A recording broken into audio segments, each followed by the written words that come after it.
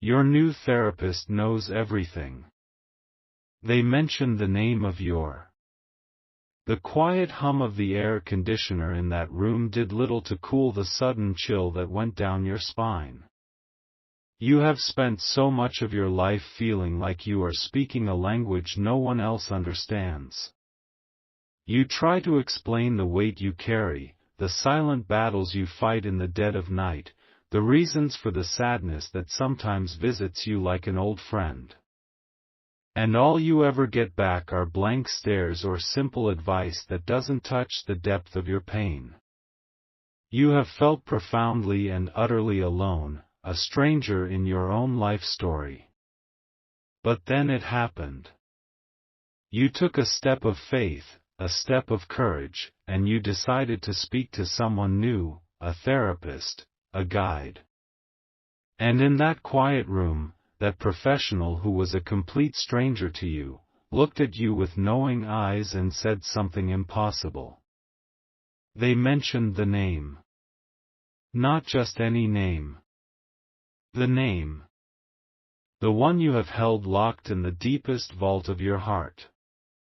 A name that is tied to a secret, to a hurt, to a memory that you have never spoken aloud to another living soul. How could they know? You searched your mind, you retraced every word you had said, and you knew with absolute certainty, that you had not given them this key. In that moment, the world tilted. It was terrifying, but beneath the terror, there was a flicker of something else, wasn't there? A flicker of validation. The feeling that for the first time, you were truly seen. My child, you were not just seen by a person. You were seen by heaven. That moment was a divine signal, a flare sent up from the spiritual realm to get your attention. It was the first domino to fall in a divine plan to unravel a web of deceit that has kept you trapped for years. This plan is already in motion. The spiritual window for your freedom is open now, and it will begin to close at dawn. What you do with this information between this very second and the first light of morning will break the chains or leave you bound. You carry so much, don't you? You are the one who checks on everyone else, but who checks on you? You are the strong friend, the reliable family member, the one who holds it all together. I see the weight you carry in the quiet moments after everyone else is asleep, when the house is still and all you can hear is the beating of your own tired heart. You have been a keeper of secrets for so many people, a safe harbor for their pain. But the secret you carry, the one connected to that name, has been a poison in your own soul. You believed it was your burden to carry alone. But I am here to tell you that the burden was never yours. It was placed upon you. It was a lie you were forced to live with. And the person who placed it there is about to be exposed. This therapist, this person you were guided to, they are not a mind reader. They are a messenger, and they do not even know it. The information was not placed in their mind by angels. It was whispered into their ear by a snake. There is someone in your life, someone you trust, someone who pretends to be your confidant, your supporter. This person has been speaking about you to others. Not just to the therapist. To friends. To family members. To anyone who will listen. They have been painting a picture of you, a false picture. They tell a story of your instability, of your fragility, of your brokenness. They do it under the guise of concern. They say, I'm just so worried about them, while they twist your words, exaggerate your struggles, and reveal your secrets. They have been secretly curating your reputation, ensuring that people see you as the problem. This is the source of your deepest pain. That feeling you get that you are an outsider looking in, even with your own family, that is your spirit telling you that you are different, but it is also your spirit sensing the poison that has been dripped into the well. This is why you feel so misunderstood. Because this person, this secret enemy disguised as a friend, has been writing your story for you, and they have cast you as the tragic figure. They have been the director of your isolation.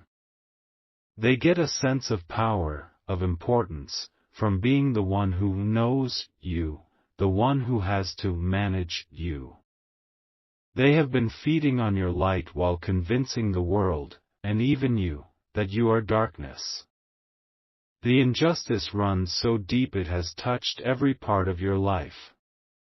It has affected your relationships, your career, your health. It has been a constant, invisible drag on your spirit, and you have blamed yourself for it. But the divine clock has struck the hour of reckoning. This antagonist, in their arrogance, made a critical error. They whispered the secret name to the therapist, believing it would reinforce their story of your brokenness. They never imagined the therapist would mention it to you. They never imagined that their secret weapon would become the very key to their own undoing. This was a divine slip. A crack in their carefully constructed facade. And through that crack, the cleansing, burning light of truth is about to pour. They do not know that you know. They are resting comfortably in their deception. But their comfort is about to end. Before the sun rises, they will be stripped of their power over you, and you will be free. Your part in this is simple, but it is not passive. You must act. You must align your will with the will of the universe that is already moving to defend you. To start this process, to signal to your guardian angels that you are ready to receive this justice, type "My story is my own" in the comments. This is more than words. It is a spiritual claim to your own life. Do it now. The forces of heaven are waiting for your signal. The time for being a silent victim has come to a close. Tonight, you take back the pen. The divine reversal is not something you have to fight for, you only have to allow it. It is like a mighty river that has been dammed up, and God is about to break the dam. The force of this justice will be swift and it will be absolute. The person who has been orchestrating your pain believes they are in control. They believe their secrets are safe. They are wrong. Their greatest weapon against you has always been your own self-doubt. By making you question your sanity, your memory, and your worth, they have kept you in a cage of confusion. But the key to that cage has just been placed in your hand. The therapist's words were that key. Here is what is going to happen. The spiritual pressure of this revelation is building. The truth that has been revealed to you is now a living entity, and it is seeking the light. The antagonist is going to feel this pressure. They will not understand what it is, but they will feel a sudden, intense anxiety related to you. They will feel their control slipping. And in their panic, they are going to overplay their hand. They are going to reach out to you. Expect a text message. Expect a phone call. Expect a sudden visit. It will happen between now and the moment you wake up tomorrow. It is a certainty. When they contact you, they will be wearing their mask of concern. They will say things like, "I was just thinking about you, is everything okay?" Or, "You've been on my mind, I had a strange feeling." They are not feeling concern, my child. They are feeling fear. They are probing. They are a spy sent by their own guilty conscience to find out what you know. They will try to draw you into a conversation about your struggles, about your therapy session. They will be listening for any sign that their web of lies has been disturbed. Do not be fooled by their sweet words. Listen to the energy underneath them. You will feel it. A frantic, grasping energy.